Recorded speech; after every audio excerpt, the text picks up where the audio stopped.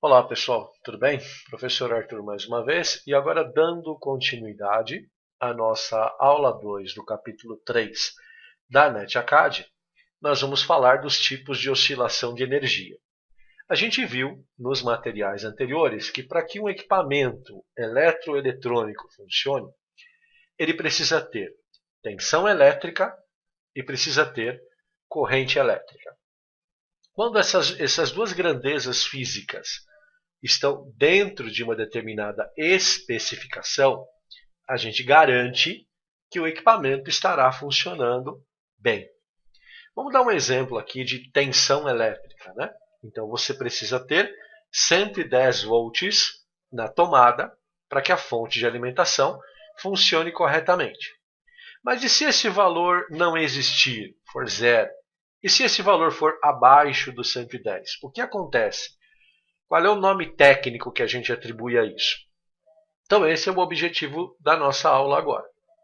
Comentar com vocês os tipos de oscilação de energia, seja tensão, seja corrente, que podem trazer algum problema para os nossos equipamentos ou inclusive fazer com que eles não funcionem. Tá bom? O primeiro tipo que a gente vai tratar é o blackout. Você já deve ter ouvido esse termo, né? Blackout. Blackout é a falta total de tensão elétrica. Tá bom? Se não tem tensão elétrica, não tem corrente, o equipamento não funciona. O blackout pode ser causado por várias formas, né? Por várias ações. Um fusível queimado, um disjuntor desarmado, uma falha no fornecimento de energia da empresa concessionária. Tá? Então, blackout é a falta total, a parada completa da tensão elétrica no ponto de alimentação.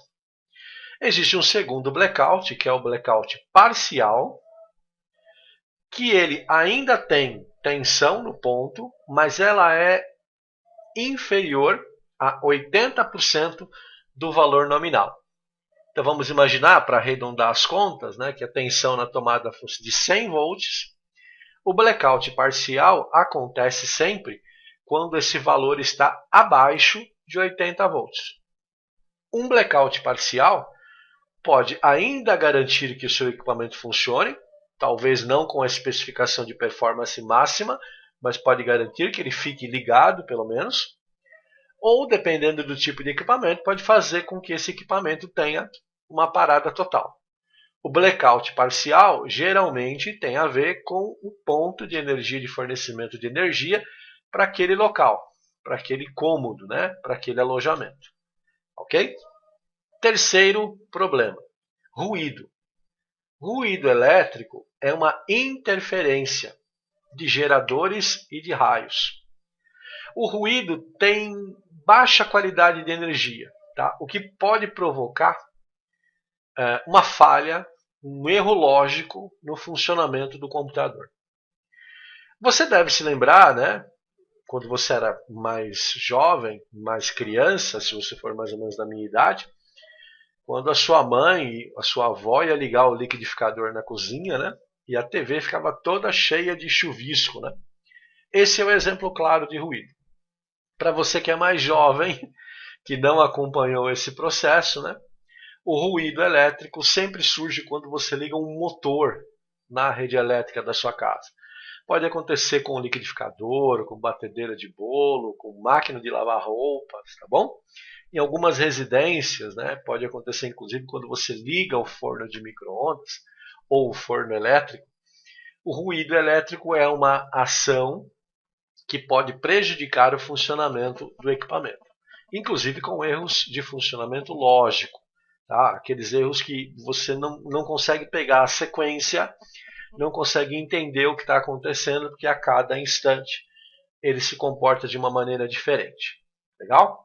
O quarto tipo de oscilação de energia é o que a gente chama de energia de pico.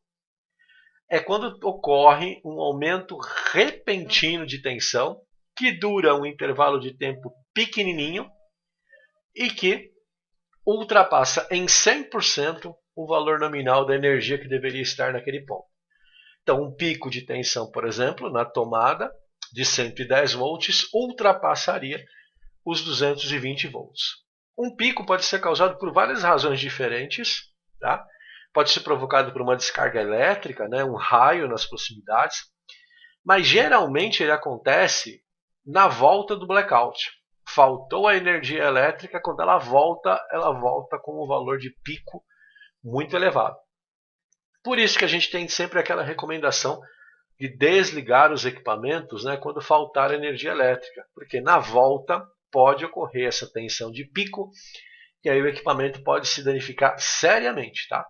Pode ter um comprometimento muito sério de funcionamento, porque esse pico ele entra diretamente na fonte de alimentação, o que pode trazer aí não só a falha da fonte, como a falha dos componentes que estão ligados a ela naquele instante. E por fim, o quinto tipo de oscilação de energia é a sobrecarga de energia, que é, na verdade, um fluxo excessivo de corrente elétrica. Tá? Essa sobrecarga de energia ela pode acontecer, por exemplo, por um curto-circuito num determinado ponto de um componente, de uma placa, e aí o fluxo de corrente aumenta muito e aí ocorre a sobrecarga de energia. Lembre-se que a fonte fornece potência e que a potência é uma relação entre tensão e corrente. Se a tensão se mantém dentro do valor normal e a corrente aumenta muito, a potência da fonte também vai aumentar acima do limite de funcionamento dela, o que pode provocar uma falha mais séria. Geralmente sobrecargas, né, podem ser muito rápidas, mas mesmo sendo rápidas, podem provocar danos tanto na fonte de alimentação quanto nos componentes que estão ligados a ela naquele momento. Pessoal, é óbvio que aqui a gente deu linhas gerais dos 5 tipos de oscilação de energia. Se você pesquisar na literatura especializada, você vai encontrar mais condições. Mas o que é importante para nós, o que é importante para a gente entender, que a tensão e a corrente precisam estar presentes e precisam estar dentro dos seus valores normais de funcionamento. Quando isso não acontece, a gente espera ou por um problema, uma substituição de peça, ou por um mau funcionamento. Tá bom? Espero que tenha sido útil. Nos encontramos nos próximos materiais. Um abraço, fiquem bem.